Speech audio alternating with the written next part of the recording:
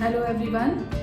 So after having today's session, I am going to start covering few important points of this psychology curriculum, that is NCERT book, grade 12, because the sessions are starting now.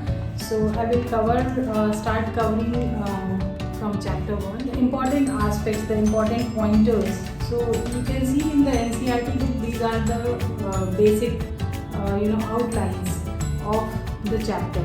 So the first chapter is variation in psychological attributes, grade 12. So here what we are going to do is we'll focus on the theories of intelligence that we had in the session today. Discussed in detail the various theories of intelligence, and I will start covering one by one in different videos. So the videos will be uploaded maybe twice a week, so that you can get an in-depth detail as we have been discussing in the session. So the theories of intelligence. So this is a very important aspect of psychology, the study of psychology, that in future when you want to pursue as a psychologist or as an academy trainer or whatever field, you have to really understand the basic theories of the intelligence that started beginning up laying out the foundation of the study of psychology. That will really help you to because you are in grade 12 now, so it's really important to start seeing psychology humanities as a future subject. Maybe if you are planning to take up psychology in future, or take up psychological field in future, or in any of the field like where you look forward to be on a managerial post. There also the theory of intelligence and the various aspects of psychology that we are going to cover up in grade 12, especially not in grade 11, because grade 11 is the basic foundational level. But in grade 12, it will really help you to see your career. This subject has an add-on upskilling for your any future career. So okay, now let's start working on one by one. We'll cover up theories of intelligence. So as we discussed, the theory of multiple intelligence, triarchic theory, and past model of intelligence. So theory of multiple intelligence is Gardner's. That will, after this video, I will make a detailed video on that.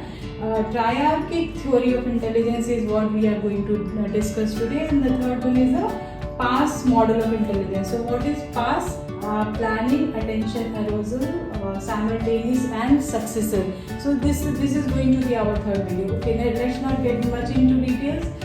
The triarchic theory for intelligence was developed by Stenberg. So Stenberg called it triarchic theory of intelligence. So one thing to focus on is the theory of intelligence. Second thing is triarchy. So what Stenberg thought and formalized was, because in the past what was happening, that intelligence was based on the psychometric test. So whatever psychometric test, behavioral or emotional or stress or whatever test, based on that the intelligence was quoted. Okay, so but what Stenberg came up was that it is above that. It was actually based on the cognition of a person. So what is the cognition? The understanding of the situation, to dealing with the situation. So that is based on the cognitive ideas of intelligence. Itna aapko yaad karna hai that Stenberg triarchic theory was based on the cognitive intelligence, contrary to the psychometric. So he was not so much in favor of the psychometric assessment because of various reasons that we have discussed in the session also. Because when you are doing an assessment as per Stenberg, that was not complete, going to give a complete idea of a person's intelligence, because of certain biases or certain other methods that cannot be covered in the psychometric assessment as per Stenberg. So I personally also completely can relate with this Stenberg triarchic theory, because this is completely based on the cognitive ideas. So cognitive ideas is what we are going to discuss. This is very simple. Triarchic So I was saying you have to remember two things: triarchic and cognitive ideas. So triarchic is where he has divided he's grouped it into three parts. So these are the basic theories and the sub theories in three parts. So he basically did not wanted to confuse much about the intelligence, but at the same time he is divided into practical, creative and analytical cognitive levels of a person, through which you can actually understand the intelligence of a person. So first is the practical, second creative, and third is the analytical cognitive level of a person. So practical means, as it says, that the person is practically intelligent and he has the ability to deal with everyday's world, daily activities and dealing with the ideas of the world. So practical intelligence means ability to deal with everyday's world, everyday's ideas, everyday's work going on and on. So that is basically okay. Before we get into it in detail, a person, as per Stenberg, a person has all these three cognitive abilities: practical, creative and analytical. So equally or non-equally, sometimes a person is having more practical, sometimes a person is more analytical, sometimes a person is more creative, but these three cognitive abilities are there in a person, right? So again I will describe what is the cognitive ability: to understand the information floating around you, deal with the ideas and to find the solutions of various ideas and solutions of the various problems around you. Okay, so that is cognitive ability. Again I will say a person will have all these three abilities. Sometimes it will be up and down, up and down. Now the second ability is creative ability, where a person will find new ways, new ideas for the situations, right? So here the person is able to deal with day-to-day situations, deal with day-to-day activities, or he has his ability to practically engage his intelligence, his or her or his intelligence with the day-to-day world. Here the person is creatively able to evolve new ideas. So here that is a creative cognitive ability as per Stenberg. So that is why it's triarchic. The third is analytical. So the academic intelligence, right? So analytical is the academic intelligence. So Stenberg has also include the academic intelligence in the cognitive ability that can be tested through a standard IQ test, right? So here the IQ test is not needed, but this can be tested through a very standard IQ test, measured through that, and then the analytical ability was defined that way.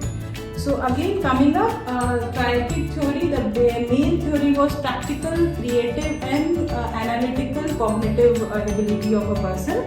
A person might be more defined in the practical ability, a person might be more defined in the standard IQ test, where the analytical ability is very high. A person can have these two very low but very creatively engaged with any situation or any problem solving skills and decision making skills.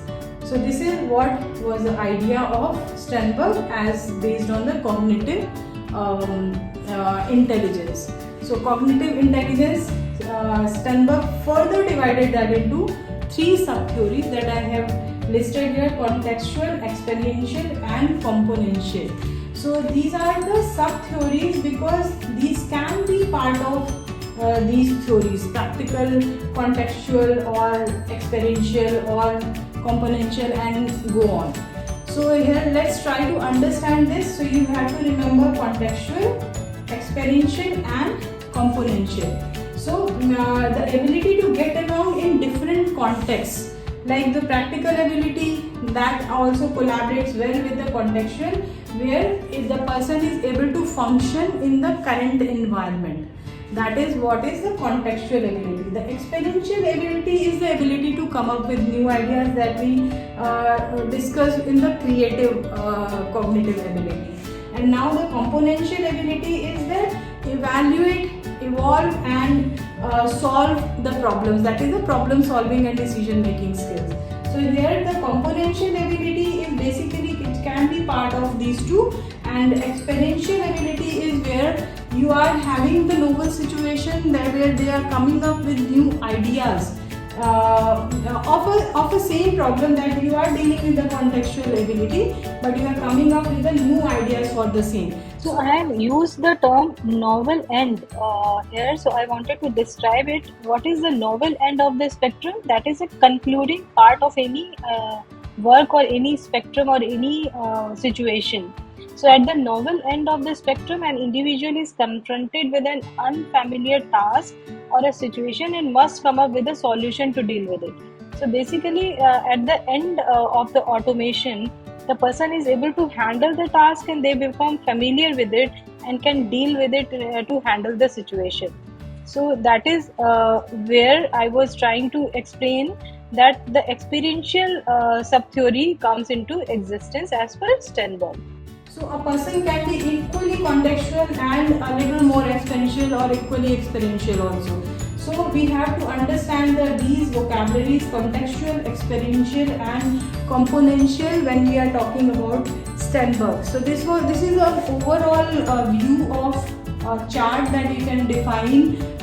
Keep that in front of your desk and keep reminding yourself, and study that in detail. So again, let's revise it, that we are reading the theories, we are studying the theories of intelligence. In grade 12 curriculum, there are 3 theories of intelligence: theory of multiple intelligence, that is Gardner's theory, that we'll cover after this, triarchic theory of intelligence, and the ASK model of intelligence. So we will cover up these 3 one by one. Now we are covering Stenberg triarchic theory, where Stenberg focused more on the cognitive ability as contrary to the psychometric assessment methods that had been going on in the past. Then Stenberg came up with this idea that a person's intelligence, so the focus is on the intelligence and the cognitive ability. Intelligence in terms of the practical, creative and analytical aspects, where a person can be having equally good in 3 aspects. A person can be good in practical aspect and a little low in creative and analytical aspects, and the person can be more creative and less analytical and all that.